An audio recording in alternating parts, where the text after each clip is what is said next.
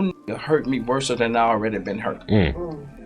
I lost my mama, my daddy, my brother, my sister, my grandmother, my grandfather, my grandmothers on both sides, my partners. I'm already dead, nigga, inside.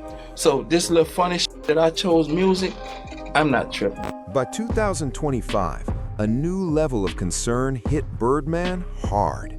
This time, people weren't talking contracts or beef. They were worried about his mind and body.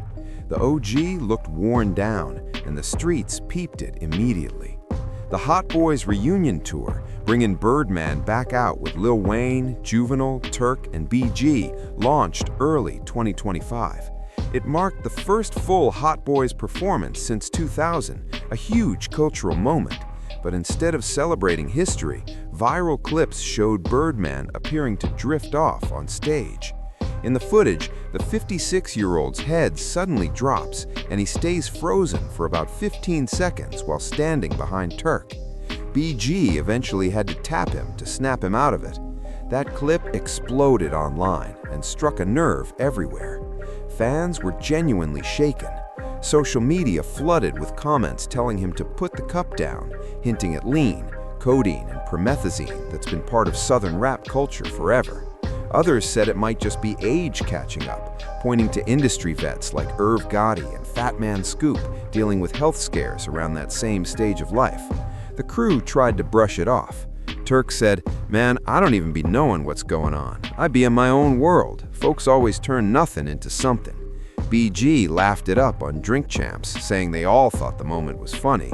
But then, hold up, a different clip from an October 2025 Harlem event surfaced, showing Birdman nodding off again. And once again, the internet went nuclear. His camp blamed exhaustion and a brutal tour schedule. Still, speculation about lean relapse, seizures, or deeper health issues wouldn't die down. People were genuinely worried about the big homie. At the same time, tea started spilling about Toni Braxton. Turns out, she quietly married Birdman in August 2024, then filed for divorce just 2 weeks later.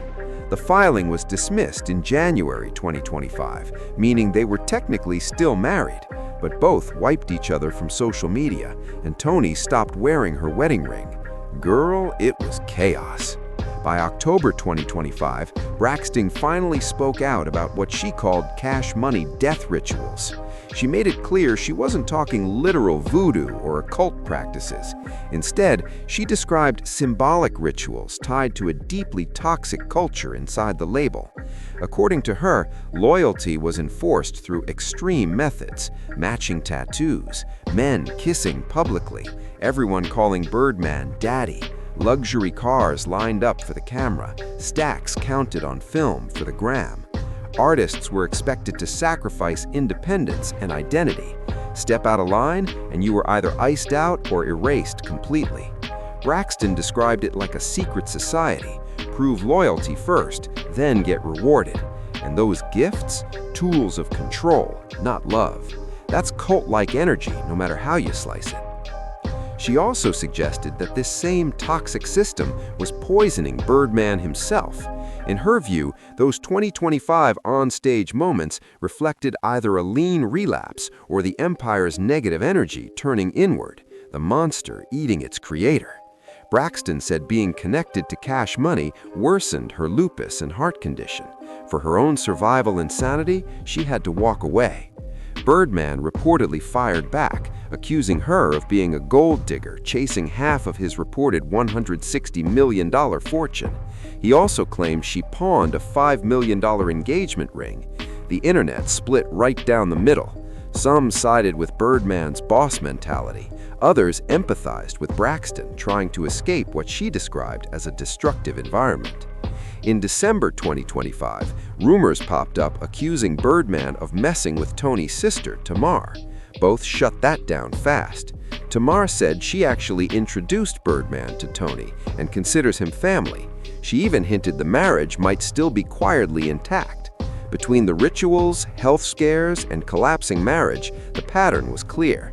This was a man being consumed by his own empire. When the energy you put out comes back around, it doesn't ask permission. But to really understand how Birdman reached this point, you have to rewind. way back to the mud, from dirt to dollars. Brian Christopher Brooks was born February 15, 1969, in New Orleans, Louisiana. He entered the world inside the Magnolia Projects, a place known for poverty, violence, and survival instincts. He grew up with 10 brothers and 12 sisters. The hood was his entire reality. His mother, Gladys Brooks, held things together early on. Birdman later called her Miss Gladys and credited her for the little stability he had. But even that stability was fragile. In interviews, Birdman has never sugarcoated his upbringing.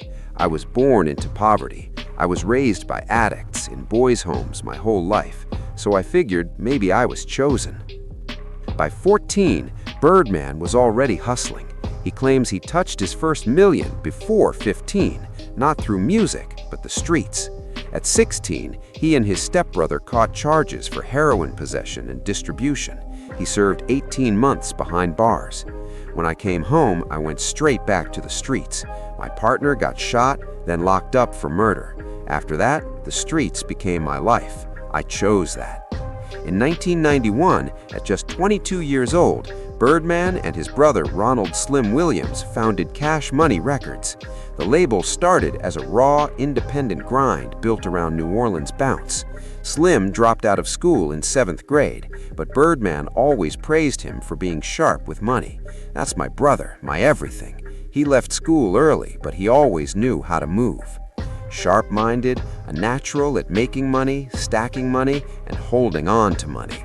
The brothers went on to assemble the Hot Boys, Juvenile, BG, and Turk, and a babyface Lil Wayne, who Birdman discovered when Wayne was just 9 years old, already spitting crazy bars. By 1998, Cash Money locked in a massive $30 million Universal deal. Projects like Guerrilla Warfare and anthems like Bling Bling had the entire industry on notice. But even as the money flooded in, real-life pain didn't let up. In 1996, Birdman's father, Johnny Williams, died in a car accident. Another loss added to a life already stacked with trauma. Birdman has openly said that all that grief hardened him. "Ain't nobody able to hurt me worse than I already been hurt. I lost my mom, my dad, my brother, my sister, my grandma, my grandpa, both grandmas, my partners. I'm already dead inside. So choosing music, that little funny choice, don't even faze me." By his early 20s, Birdman went from street corners to a $30 million Universal check. Even he couldn't process that it was real. "I was like 20. Universal gave me $30 million. I thought I was dreaming. I couldn't believe that kind of money was really mine." Cash Money kept snowballing through the 2000s. Lil Wayne's The Carter Run. Major signings like Drake and Nicki Minaj. The label was printing money nonstop. Birdman's net worth reportedly peaked near $160 million. He claims Universal deals brought in $2.5 billion during his run. "I made $2.5 billion with Universal. They made about $800 million off me. I ain't none of them ever seen that type of money. You basically kept the lights on over there. Don't nobody know this game like I do." But reaching that height came with consequences. Birdman has admitted that early on he didn't fully understand the business, and that lack of knowledge would come back to haunt him. Small missteps turned into major conflicts, lawsuits, and public fallout. The rise was official, but the collapse was already loading. The finesse era. Cash Money became famous not just for hits, but for allegations of artists being shorted, albums being delayed, and pressure used to keep talent quiet. The pattern stayed consistent. Artists would sign, blow up, then accuse Birdman and Slim of shady business. The most painful and public fallout was with Lil Wayne, the same kid Birdman raised, mentored, and called his son. In 2015, Wayne sued Birdman for $51 million. He said his advances and royalties were never properly paid. Wayne alleged Birdman kept over half of a $100 million Universal deal. That lawsuit shattered the family image Birdman always pushed. Wayne accused Birdman of teaming with Universal to cut him out. The case dragged on for years before settling in 2018. When asked about his biggest career regret, Birdman didn't hesitate. "If you could undo one thing, what would it be?" My situation with Wayne hurt me more than anything, because I loved him. I never meant wrong. I thought I did right. I changed his life, his mom's life, everything. Birdman says he later fixed it by pulling up to Wayne's house and overpaying him. I said, let's put this behind us. How much you want? He said 50. By the next morning he had it, and that was that. But that's love. He ain't even asked for 50. I gave him 50, on God. But Wayne wasn't alone. Juvenile, BG, Manny Fresh, and several others told similar stories. They accused Birdman of locking them into bad contracts with 80-20 splits, shady structures, and missing royalties. If you spoke up, your album got shelved or you got iced out. Birdman has admitted early mistakes, but says he corrected every situation. I just wanted peace with people I started this with. Everybody I came up with, I'm good with now. Fresh know what I did. Juvenile know. Wayne know. If I was foul, they wouldn't still rock with me. They rock with me for a reason. Producer Manny Fresh, the architect of Cash Money Sound, eventually left over publishing and royalty disputes. Birdman admitted he was lost when it came to publishing back then. I was just talking to Fresh today. We was on the phone. I told him I really didn't know about publishing. I didn't understand it. And Fresh was already ahead of me. He'd tell me, "Stunner, we supposed to be getting publishing checks." Those accusations never left Birdman's name. Online, people constantly compare him to Diddy and Suge Knight. They point to patterns of control and discarding artists. He's been labeled one of the grimiest figures in rap history. When pressed about not paying artists, Birdman snapped back. "I don't take it personal. I ain't never robbed nobody. I always bless people." But why they keep saying that? Why everybody saying I don't pay? Beyond contracts, there's the deeply uncomfortable history between Birdman and the young Lil Wayne. That infamous early 2000s clip showed Birdman kissing Lil Wayne on the lips. Birdman insists it was fatherly affection. "I always looked at Wayne like my son. I was in the streets thinking I might not come back, so that's where it came from." But it got darker. Wayne has publicly said Birdman arranged for him to lose his virginity at age 11 to an adult woman. Critics have called that grooming and abuse. That revelation permanently stained their relationship. The finesse wasn't limited to music. In 2010, Birdman and Slim launched Bronald Oil and Gas, LLC. There's little evidence the company ever operated. Birdman even got a pump jack tattoo to sell the image, but the venture looked more like smoke than substance. Still, Birdman insists his impact outweighs the chaos. He truly believes no one has put on more people than him. In his mind, he's the ultimate plug. Blood in the streets. The financial drama was bad, but rumors of violence within Birdman's circle hit harder. When you move like a boss, the streets don't always stay outside the office. In the late 90s, as Cash Money rose, blood followed. Artist Yellow Boy was killed in 1997 after a dispute. Kilo G was murdered in 1998. Street rumors tied these deaths to alleged retaliation moves. No charges ever stuck. But the wildest accusation surfaced in April 2015. Lil Wayne's tour bus was shot up in Atlanta after a show. Shots tore through the vehicle, but somehow nobody was hit. Court records out of Cobb County, Georgia, later indicted James Pee Wee Roscoe Carlton, an affiliate tied to Young Thug, on 30 charges, including aggravated assault. Investigators connected the shooting to Birdman through phone logs showing calls between Birdman, Thug, and the shooter right around the time it happened. According to the indictment, the hit was framed as retaliation for Lil Wayne's $51 million lawsuit against Birdman and Cash Money. Prosecutors alleged Birdman and Young Thug plotted to eliminate Wayne.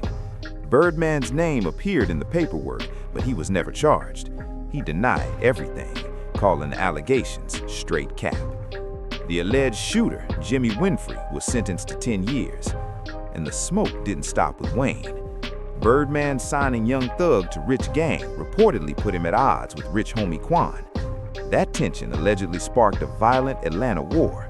Quan's father was shot. Rival label head Big Nut was murdered. Street reports connected the fallout to more than 50 bodies in the city between 2014 and 2016. According to whispers, the city was on fire, and Cash Money's name kept surfacing. In 2017, Birdman's artist B.T.Y. Youngin was killed under suspicious circumstances. Immediately after, Birdman wiped his entire Instagram clean. He left only a memorial post. Why erase your whole timeline after your artist gets taken out? People started asking what he didn't want seen. But maybe the coldest betrayal hit closer to home. Not Slim, but Birdman's other brother, Terrence "Gangsta" Williams. Terrence was allegedly put in motion by Birdman at a young age. That road allegedly led to over 20 bodies and a life sentence in 2001. According to the streets, Terrence was handling business tied to Birdman's world. When Terrence was released in 2024 after cooperating with federal authorities, Birdman completely cut him off. Birdman said Terrence violated the street code. Critics called that move ice cold. Terrence spent over 20 years locked down, partly due to ties to his brother's empire. The moment he cooperated to gain freedom, he was abandoned.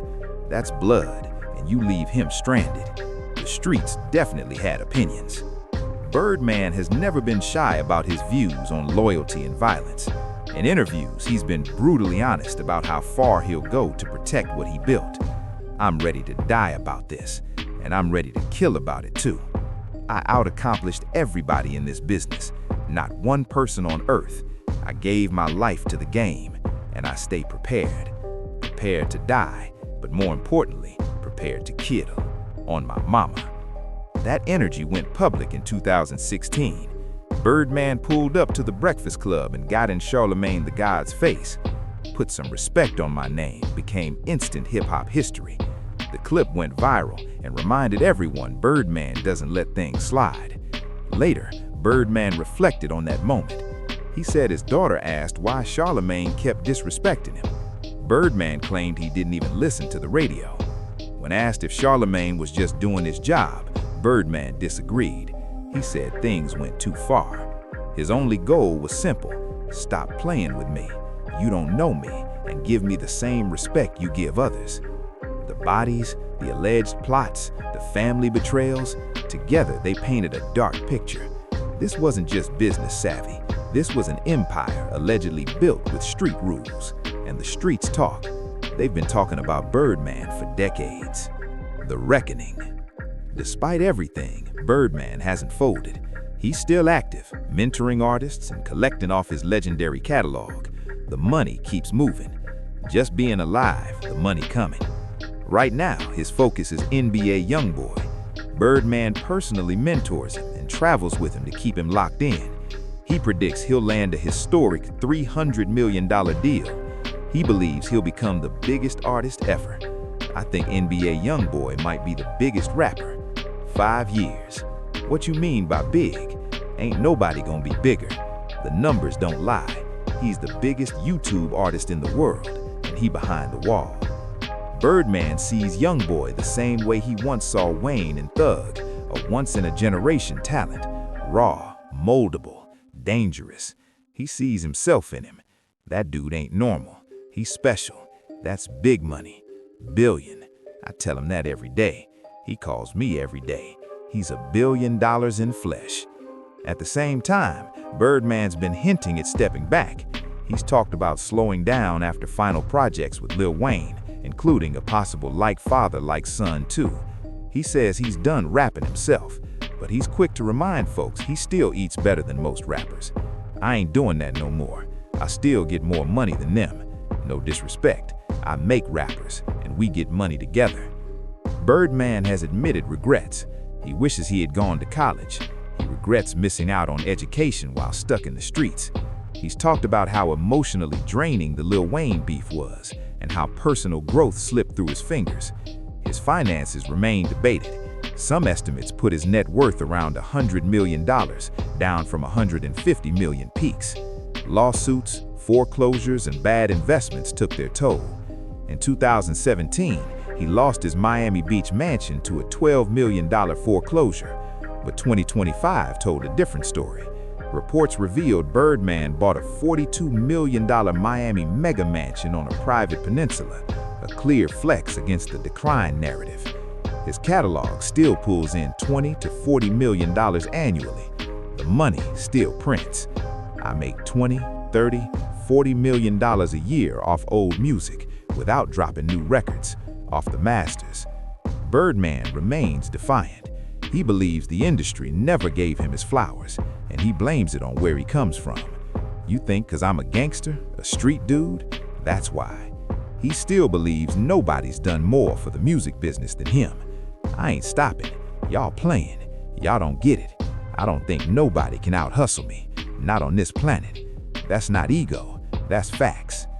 Birdman's tragedy isn't one single event. It's decades of buildup. The lawsuits, the allegations, the bodies, the family betrayals, the health scares, the public embarrassment. He built one of hip-hop's greatest empires, launching legends like Lil Wayne, Drake, Nicki Minaj, and Young Thug. But the alleged methods left wreckage behind.